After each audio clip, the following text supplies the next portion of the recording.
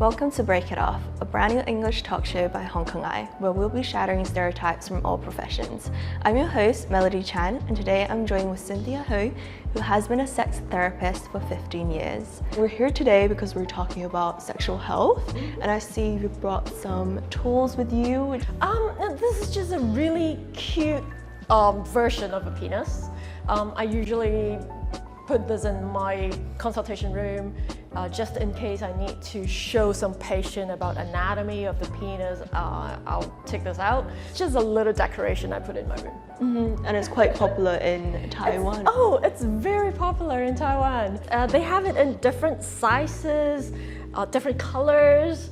Of course, the bigger one, it's much longer, and they have one like half the body size. Do you think people are more keen to talk about it when they see something like this? For younger people, I think yes. Because just like all of us, we look at it and say, oh, this is so cute. How would you encourage someone to actually take that step forward and ask for professional help? Instead of finding a quick fix, okay, or before you can do something to fix yourself, fix your head first, okay?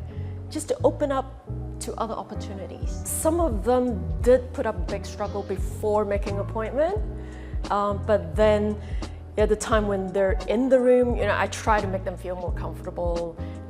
If they feel tense or very anxious. Why are we so afraid to talk about it all the time, like when it comes to sexual health? I guess it's the stereotype. Lots of Chinese, till now, they still think having sex is bad. Having sex is something that's shameful. Yes, you can do it, but you can never talk about it. If you stand out and talk about sex, then some parents would even say, don't ever do that again, otherwise I'm gonna disown you, that kind of feeling. Perhaps some people would think this is way more exaggerated, but then this is the truth. Do you think it's more comfortable to talk about it now in comparison to maybe a decade ago? Look back 15 years ago, well, of course I didn't have as much clients. These days, I guess people are much more educated, much more westernized, and that's why they're much more willing to talk. They are a little bit more open, but some of them are just embarrassed. And feeling embarrassed is okay. And would you say there's this kind of sexual discomfort of talking about it, or maybe the stereotype of talking about sex is vulgar? Sex is still like a taboo, especially in Chinese culture. I always hate to say this, but I guess government education, it's really not enough, or not at all. And that's why people are so not used to that idea that sex is something that's natural in a human body. If you do have sex drive, so to speak, you can't just force someone to ignore it. Ignoring it doesn't mean fixing the problem.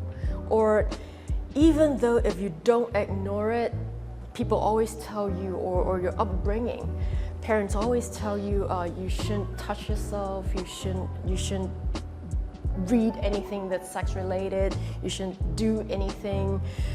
Then how am I supposed to handle my own sexual urge? Why don't we just be more open and provide more positive education so that when people have problems, at least they know how to deal with it? Do you think there's enough sex education that's happening in schools?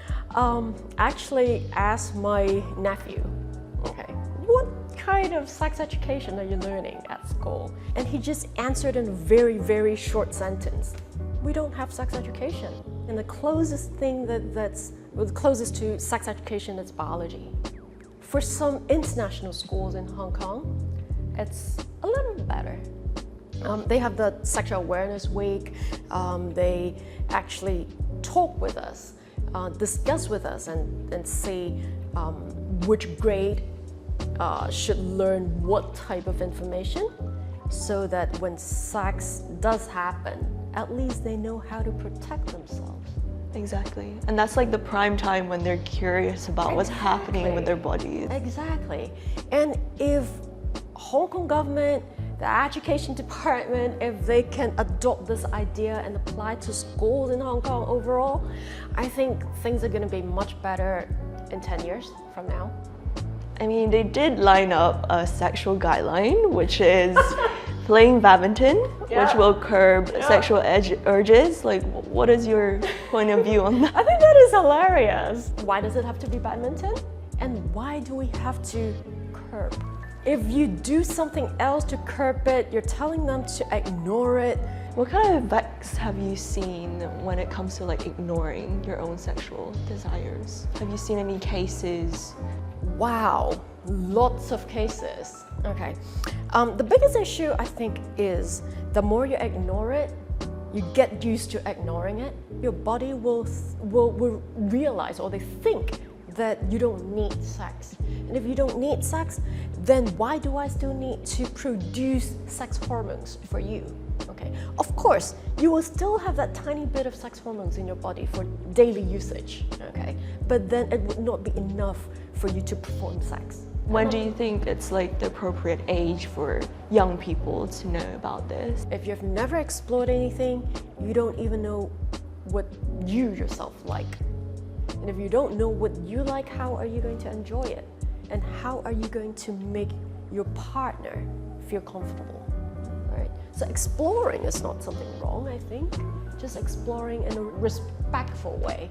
And how different is it to educate someone who's maybe 12 to 15 in comparison to someone who's 16 to 18, you think? Okay, I think for 12 to 15, they should learn more about their own body, their anatomy, how to protect themselves, and how to respect other people.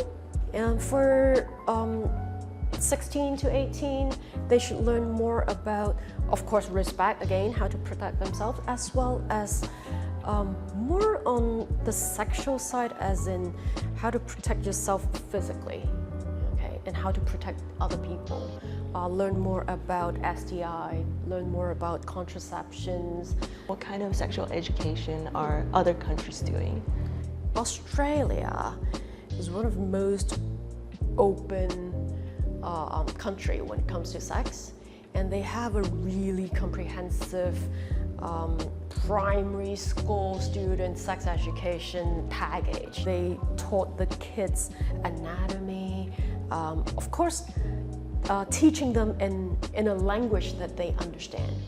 And the schools always have meetings, a conference with parents, so that parents also learn the right way to teach the kids. And it is actually mandatory. The children, the teenager, made much less mistake in terms of sex when they are taught at a very young age how they should handle sexual issues. That includes unwanted pregnancy, that includes chances of infecting STIs. People just be much more healthier physically and psychologically. Thank you, Cynthia, for sharing your insights about sexual health. And until next time at Break It Off, thank you.